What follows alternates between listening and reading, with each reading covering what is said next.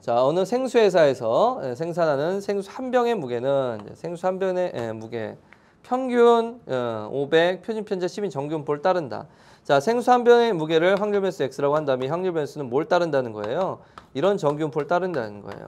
평균 500, 표준 편차 10이라고 했으니까 10의 제곱이라는 이런 정규분포를 따른다라는 거죠. 예, 확률 변수 x가 생수 한 병의 무게가.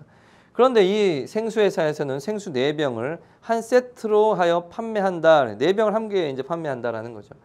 임의로 택한 한 세트의 무게가 2030 이상일 때, 그죠? 뭐 단위가 없어서 좀 이상해요, 느낌이. 그렇죠? 예, 2030 그러니까 2030이에요. 2030 이상일 때. 그래서 2030. 여기서도 단위가 없긴 해요. 그램이면 그램 뭐 이렇게 나와야 되는데, 그렇죠? 보통 그램이겠죠?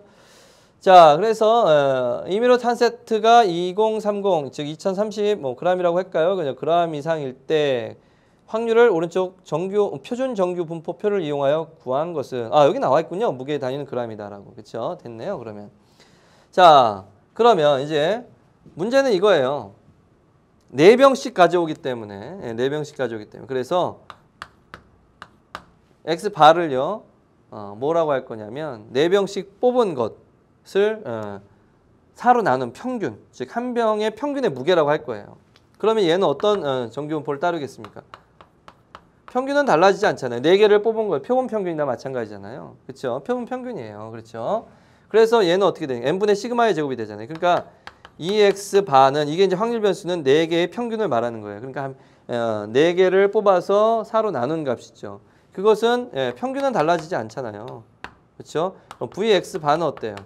n분의 시그마의 제곱이란 말이에요. 그래서 n이 지금 현재 4개로 뽑게 돼 있고 시그마의 제곱이 얼마예요? 100이죠.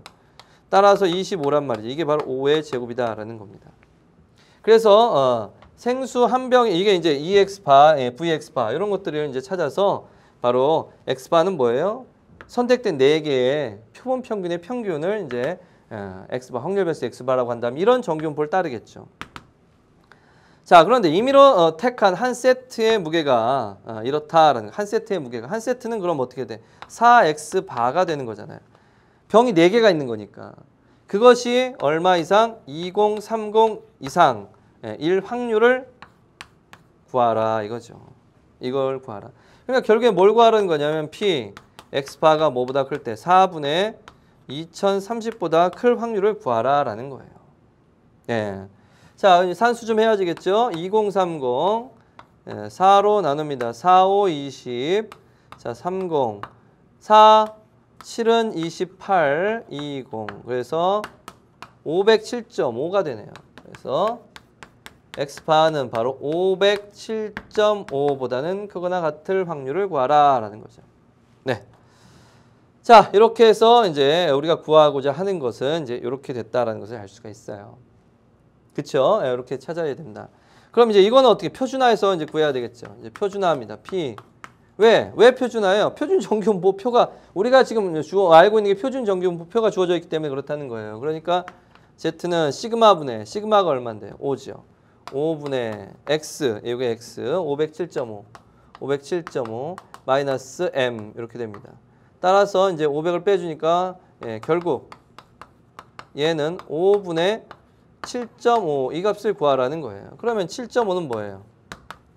자, 5로 나눈 5분의 7.5는 뭐예요? 5, 1은 5, 2, 5니까 이렇게 되겠네요. 1.5보다 클 확률이 됩니다. 자, 끝났습니다. 됐죠? 자, 그럼 7.5, 1.5보다 클 확률이 얼마냐? 이거지. 1.5보다 클 확률이 되는 거예요. 1.5. 이런 확률이 되는 거죠. 그래서 표에는 0에서 1.5까지의 확률이 표시가 되어 있잖아요. 1.5까지 확률이 얼마나 되어 있냐면 0.433이래요. 0.4332가 되어 있다라는 것을 알고 있으니까 우리는 오케이. 0.5 이 반쪽의 넓이에서 0.4332를 빼어주면 이 부분의 넓이 즉 확률이 나온다라는 것을 알 수가 있습니다. 그래서 0.0668이다라는 것을 알 수 있는 거죠. 자, 그렇게 해서 4번이 답이 됐다는 것을 알 수가 있는데요. 자, 뭐 여러분 어떻습니까?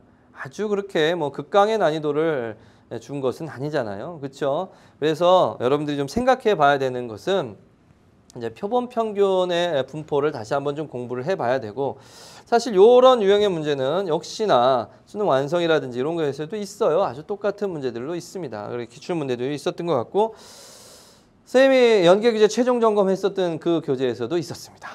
이 문제를 뽑아서 냈었어요. 아주 똑같네요. 거의 뭐 이름만 달라졌을 뿐이지. 그래서 이런 류의 문제들은 꽤 있다 하는 것을 사실은 알 수 있습니다. 사실은. 자, 됐습니다. 다음 이제 11번입니다. 이 문제. 자, 어때요, 여러분? 두 실수